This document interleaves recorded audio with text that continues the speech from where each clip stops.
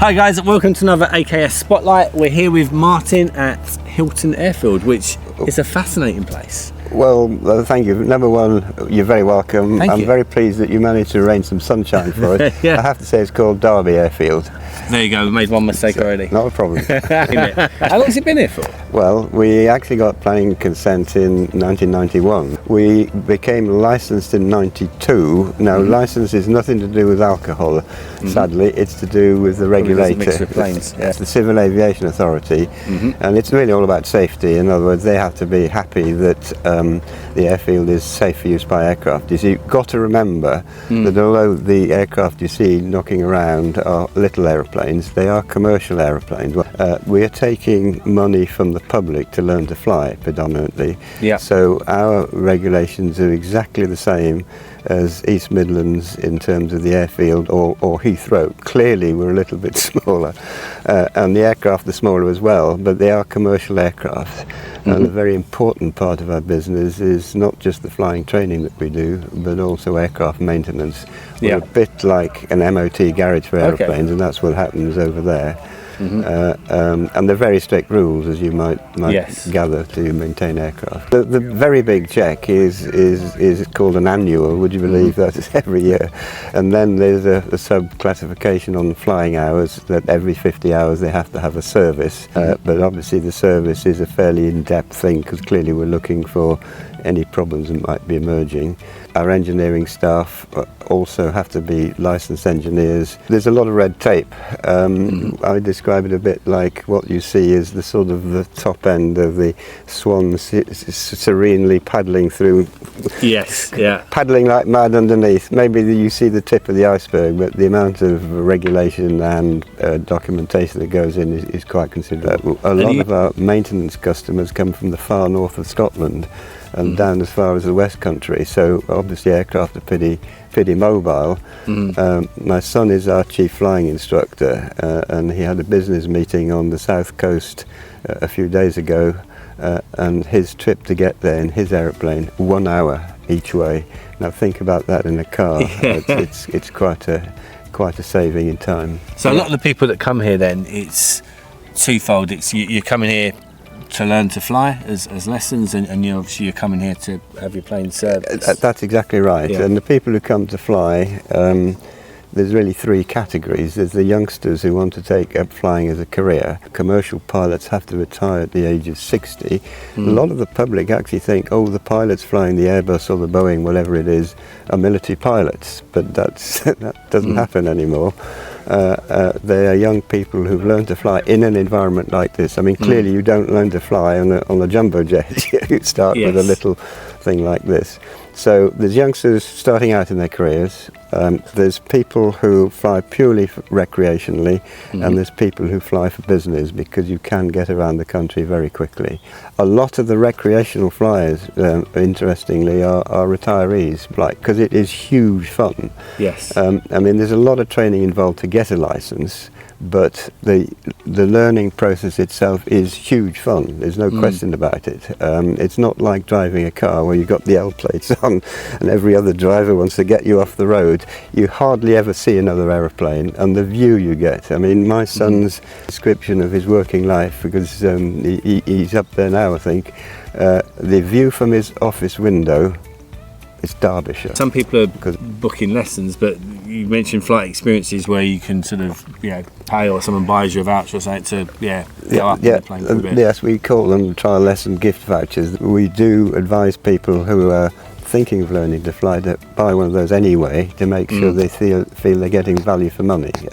The other thing is we've helped quite a few people over the years who have a mortal fear of flying. And it blights the whole family holiday, because they have to go by ferry and whatever. So if they want to go any distance, it's a problem. We've helped a lot of people like that, because we take it slowly and calmly, and they can see the little airplanes flying around. And we can also say to them, if you don't like it, we can be on the ground again in 5 minutes. So you're not there for the duration. And then usually as they take off, you can see them tense up a bit, and then after a bit they think, oh, okay, oh, that's where Mrs. Brown lives, and that's where the local school is, and then It changes completely, and you can see the relief, and it's fantastic. Has flying always been a passion of yours then? Yes, I have to say, it's a kind of worm in the mind that from the very small age I can remember looking up and getting very excited to see aircraft. And I've come from a background of building model aircraft and flying model aircraft. And it's a family business. My two sons are in the business. One is our chief instructor, and he likewise is, he really doesn't know any other environment than this kind of thing. Because we actually started our flying at Burnaston, which was Derby's airport, opened in 1938, I think it was. But it's now, of course, the Toyota plant. So we were there, but we had to set up from scratch here with really a virgin site. Yeah. And how many flights sort of take off in a typical day? Oh, it varies hugely. It can be none. Today it's a Monday. Most people are back at work. We probably do 30 flights, something like that, spread out for the day. But again, who knows? Because at any moment the telephone could ring and somebody wants to fly in. How many planes are kept here then, Martin? About 45. Some are parked out, as you can see, and they're tied down to big lumps of concrete to stop them blowing away. And some are hangared. Clearly, hangarage is more expensive than parking. So in the aggregate, about 45. Yeah. Derby Radio, Golf Bravo, Kilo Golf, taxi in for departure on 2-3. Golf Kilo Golf, Derby Radio, leading strength 5118.35523. It is in the QNH 1027, QFE 1021. 1027 and 23 departure. That'll be a left turn out. Kilo Golf, thank you. He's probably going to turn into wind more or less where he is now to do an engine run up. It's a power check to make sure that the engine still works. And the propeller, that aeroplane has a variable pitch propeller. You can change the angle of the blades. Okay. Right, he's revving up the engine now to a modest power. It's not full power, but it's a petrol engine. It has two ignition systems. Each cylinder has two sparking plugs. Yeah. It's for redundancy in case one fails. Right, he's now checking the propeller. You heard the engine revs go down. He's put the propeller into course so it pulls the revs down a bit. Yeah.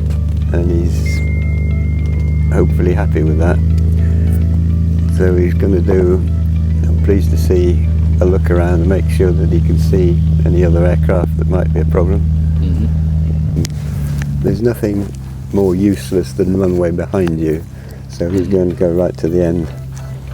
And that aeroplane will lift off at about 40 miles an hour, something like that. Yeah, Climb at about 75. Cruise at about 120. Yeah. That's full power, low gear. Yeah. Takes off very quickly, doesn't it? Yeah.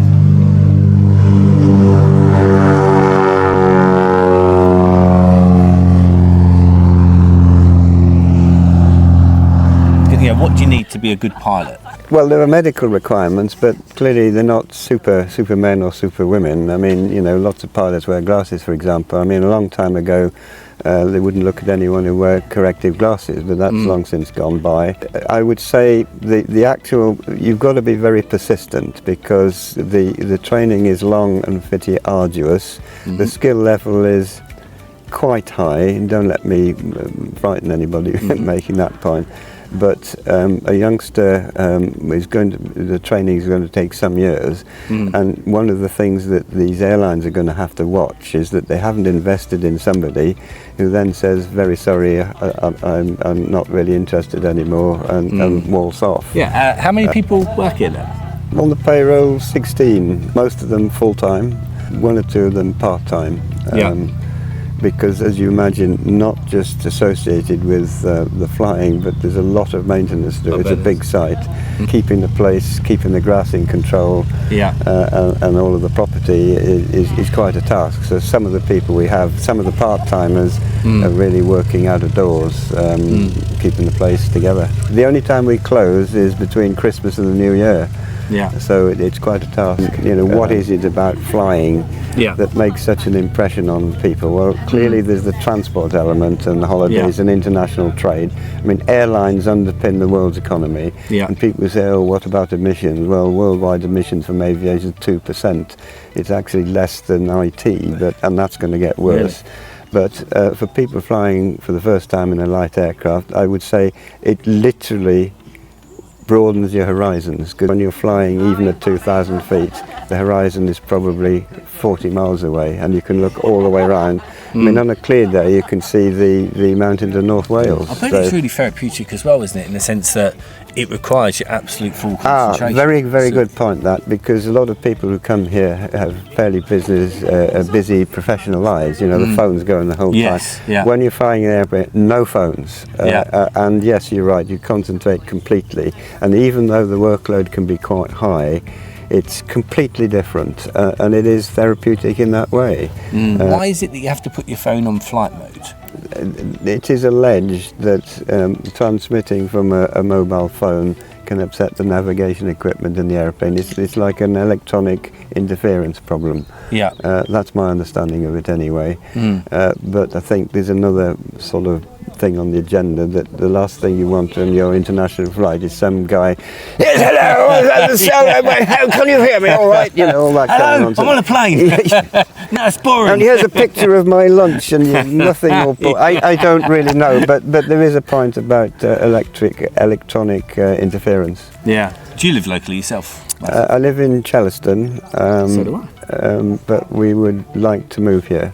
Yeah. We spoke to the planners a long time ago, and they said they would look kindly on a new residence here, and that was 25 years ago, so we'd better well get on with it. We need a good estate agent. Yeah, exactly. I recommend one. What do you love about being in this area then? Oh, it's got everything. It's got all the facilities. Hilton, as you well know, is the UK's fastest growing town. England's fastest growing town. I actually didn't know that. Yeah. Well, one of our customers is a local councillor, and that's his statistic.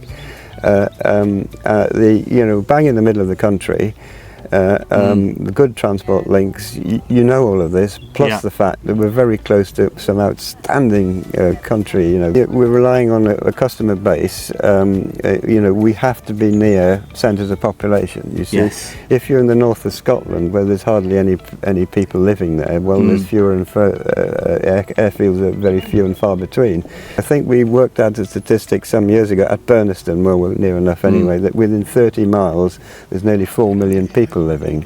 So that's a business decision, and it's worked quite well. We are growing, and I would say, for example, these buildings that we're using, they're past the sell-by date. This is not our vision of the future.